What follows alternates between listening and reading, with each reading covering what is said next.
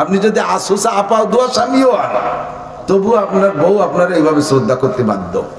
তবে আপনারও তো নেয়ার সুপা লাগবে, হ্যাঁ, সেই স্বভাব খান লাগবে না। খেটমেট করি ওঠেন, বাড়ি যাইয়ে খেটের মেটর ওঠেন, বসাতে বিদেশ যাবি কে? ওই লিবিয়াতে যায় সে নদীর মধ্যে ডুবে মরবি নি। ওই বেটা মাইয়ে জন্ম দিয়ে কি অন্যায় করছে যে তোর সাথে বিয়ে দিতে 20 লাখ টাকা লাগবে? ওই বেটা যদি মাইয়ে জন্ম না দিত তুই কোয়াইতে মুখ চুরি ঘুরি বেড়াতি। হ্যাঁ, তুই বিয়ের আগে বছরে 2-3 বার জুতোর বাড়ি খাইছিস, তা কি মনে আছে? কি জন্য খাইছে তা করছি না। 39 জুতো। নবী আলাইহিস সালাম মেরাজের রাতে যখন জান্নাতে গেছে, মেরাজে গেছে তো আল্লাহ পাক বললেন জান্নাত দেখে যান। জান্নাত দেখে কোন কোন জায়গায় লোকমা থাকলে যদি আপনার অপছন্দ হয় যে এই জায়গায় জান্নাত ভালো সাজানো হয়নি, বলবেন যেভাবে আবার সাজানো হবে, সেই জন্য জান্নাত দেখে যান। জান্নাতের মধ্যে আল্লাহ এমন কোন কম রাখে নাই যে জায়গা কেউ লোকমা দিতে পারবে, কথা কন। তারপরে নবী আলাইহিস সালামের সম্মানার্থে অনেক সময় এরকম কথা বলা লাগে আমাদেরও। আপনার বাড়ি আপনার মেয়ের শ্বশুর আইছে, ছেলের শ্বশুর আসলে খুব একটা যত্ন হয় না, মায়ের শ্বশুর আসলে যত্ন বেশি হয়। তো মেয়ের শ্বশুর আপনার বাড়ি আসছে, আপনি 10-12 প্রকারের মাছ খাওয়াইছেন, 5-6 প্রকারের গোশ, 16-18 প্রকারের পিঠিয়া, রসমালাই, দুধ মালাই, রাজভোগ, কাঁচাগোল্লা, পাকাগোল্লা, সব রকমারি দিয়ে লাস্টে বিয়ে খাওয়াতি 5-6 প্রকার থাকতে থালের মধ্যে বমি দিতেছে। বিদায়ের সময় আপনি কি কন? বিদায় দেন যখন সে সময় বিয়ে কি বলেন? বিয়ে আমি ছিলাম না, বাড়ি ঢাকা ছিলাম, আসার পথে যা পাইছি তাই আনছি। আপনার বিয়ে মহিলা মানুষ তেমন জোগাড় গোসার করতে পারেনি, আর একটা দিন আসবেন একটু পরান বেরিয়ে খাওয়াবো। বাংলার জমিনে যা ভালো ভালো পাওয়া যায় সব খাওয়াইয়া শেষে এই কথা কয়। এ কথার মানে কি? এটা হলো বেশি অতিরিক্ত ভালোবাসা আর মোহাব্বত ঢেলে দেয়া ভাষা, বাকি খাওয়ানোর মতো আর কিছু নাই। আমরা যেমন বলি আল্লাহ পাক নবীকে সেরকম বললেন। জান্নাত আপনি দেখেন কোথাও লুকমা পাইলে বলবেন ওটা আবার ঠিক করা হবে, এই জন্য জান্নাত দেখতে যান। নবী আলাইহিস সালাম জান্নাতের মধ্যে ঢুকছে, ঢুকেই দেখে এর সর্বপ্রথম একটা ঘর, বাইতুম মিনাল কসাব, হাদিসে আসছে দেখবেন বাইতুম মিনাল কসাব, বাঁশের ঘর। কসাব মানে বাঁশ, বাঁশ দিয়ে বানানো একটা ঘর, যথেষ্ট কারুকার্যপূর্ণ। তো হুজুর জিবরাইলকে বলতে, শাহজা ইয়া জিবরাইল এটা কি? কাহাজা বাইতুম মিনাল জান্নাহ, এটা তো জান্নাতের একটা ঘর। লিমান হাজা, এটা কার? গেটে লেখা আছে দেখেন তো, গেটে লেখা, দাতে লেখা রয়েছে লি খাদিজাতিক, আপনার খাদিজার ঘর। ফেরেশতারা ওই মুহূর্তে সাইনবোর্ড বানাই দিয়েছে লি খাদিজাতিক। সাইনবোর্ড বানাতে তো সময় লাগে না, হ্যাঁ। এই যে দেন না পদ্মা সেতুর ওই পাশে 5ই আগস্টের আগে সেতুর গায়ে এক নাম, পরের দিন যে আর এক নাম। এই রাতারাতিরা কিভাবে বানাই ফেলে এত তাড়াতাড়ি সাইনবোর্ড? এই ভোরতে টোল ব্রিজ নাম পাল্টে গেছে না, তো মানুষই যদি এত তাড়াতাড়ি বাড়ে, ফেরেশতারা তার চেয়ে তাড়াতাড়ি বাড়ে না? নাম পাল্টে নাম দিয়ে ফেলেছে, সাইনবোর্ড লিয়ে ফেলেছে লি খাদিজাতিক, এটা আপনার খাদিজার ঘর। হুজুরের তখন আবু বকরের সাথে এমন ভালোবাসার প্রেম হয়ে গেছে, হুজুরের মনের তামান্না যে প্রথম ঘরটা আমি দেখবো জান্নাতের মধ্যে আবু বকরের ঘর। খাদিজার কথা হুজুরের মনে নাই, হুজুরের মনের চাহিদা যে জান্নাতের ভিতরে প্রথম ঘরটা দেখবো আবু বকরের ঘর। কিন্তু ঢুকে দেখে যে এই ঘরটা, ওই ঘরটা খাদিজার। হুজুর বললেন জিবরাইল প্রথম ঘর খাদিজার কেন? সে তো মহিলা মানুষ, একটা বিটা মানুষের ঘর, পুরুষ মানুষের ঘর প্রথম হইলে কেমন হইতো? কয় হুজুর প্রথম ঘরটা খাদিজার হওয়ার 2টা কারণ। একটা কারণ হলো আপনি নবুয়তি পেয়ে বসায় যাওয়ার পরে সর্বপ্রথম আপনার নবুয়তিকে স্বীকৃতি দিয়েছে খাদিজা। তখন আবু বকর জানে না যে আপনি নবী হয়ে আসছেন। আপনাকে সর্বপ্রথম স্বীকৃতি দিয়েছে আপনার খাদিজা, এই জন্য জান্নাতের মধ্যে প্রথম ঘর খাদিজাই পাবে। 2 নম্বরে আপনাকে সান্ত্বনা দিয়েছিল যখন খাদিজা, তখন আপনিও দোয়া করেছিলেন, আল্লাহ জান্নাতের মধ্যে একটা ব্যতিক্রম ঘর আমার খাদিজারে দিও। আল্লাহ জান্নাতের মধ্যে যত ঘর বানাইছে লাবিনাতুম মিন ফিদ্দা লাবিনাতুম মিন যাহাব, একটা ইট স্বর্ণের আর একটা ইট রূপো দিয়ে বিল্ডিং বানানো জান্নাতের। আর এই ঘরটাকে ব্যতিক্রম বানাইতে একবার বলছেন বিদায় আল্লাহ জান্নাতের মধ্যে বাঁশ দিয়ে বানাইছে ঘর। হুজুর বললেন তোমার জবাব সহি আছে, তবে ঘরের মধ্যে কি আমি যাই দেখতে পারবো? সে তো আমার স্ত্রী, খাদিজা আমার স্ত্রী, আমি কি আমার খাদিজার ঘর দেখতে পারবো? ভিতরে ঢুকে হ্যাঁ পারবেন।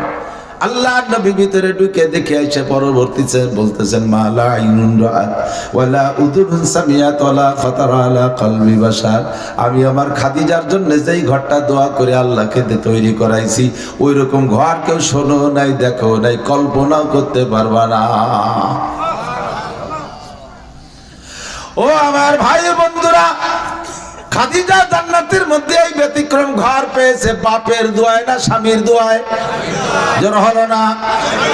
স্বামীর দোয়ায়, ঠিক না? আর একটা বলে নেই, মা যেমন হয় মেয়েও তেমন হয়, মায়ের কাছ থেকে মেয়ে শিক্ষা পায়, ঠিক না?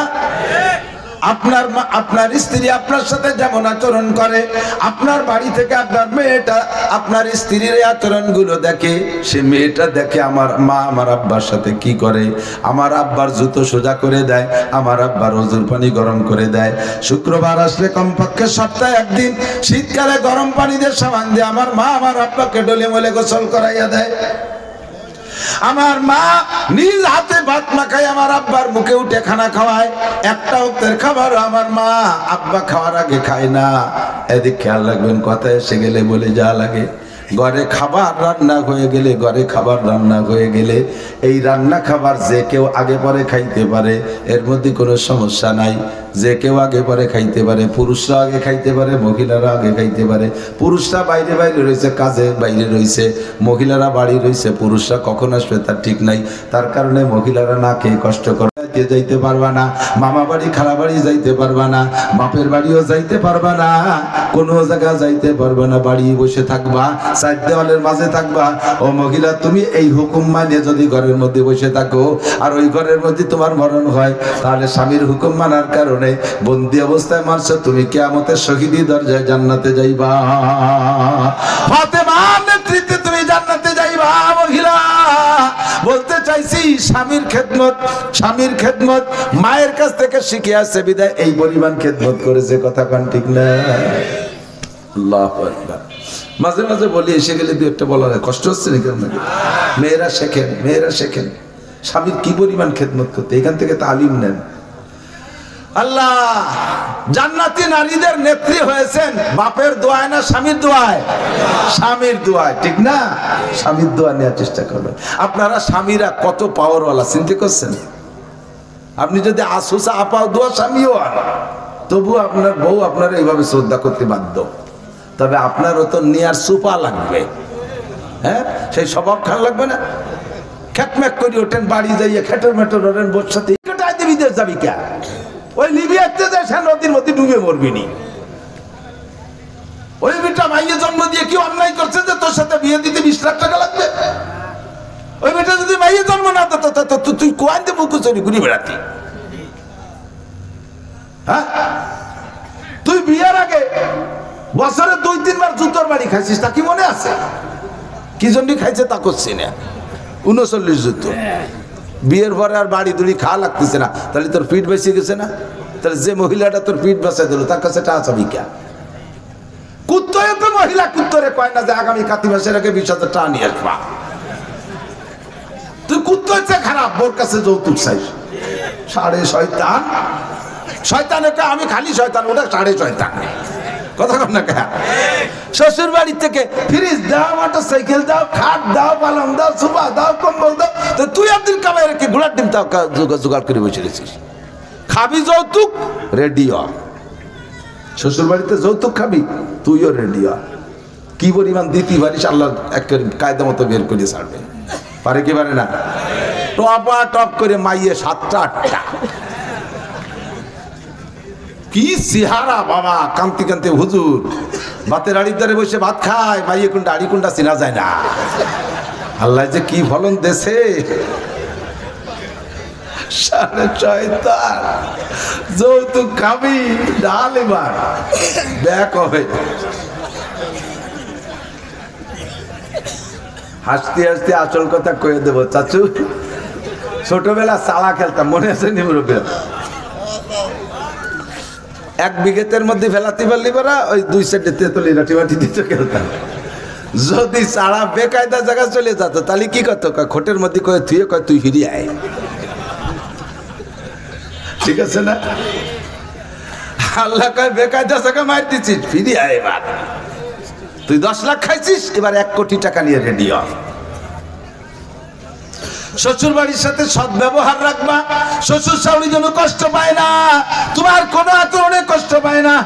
আসে গেল কয়ে যাই, শ্বশুর বাড়ি যায় শাশুড়ি যা রান্না করে দেবে খাবা খুব আনন্দের সাথে, ভালো লাগুক আর না লাগুক, যেটাই দেবে। আম্মা কি রান্না দিচ্ছেন, এদি সোনারগাঁও হোটেল ফেল, একটু শাপলা বাজিয়ে দিচ্ছে আম্মা, আর কিছু লাগতো না শাপলায়, অথচ খাতে মনে চাচ্ছে না। যা দেবে তুমি এ প্রশংসা করে খাবা, পরবর্তী বার আসলে আরো ভালো খাওয়াবে।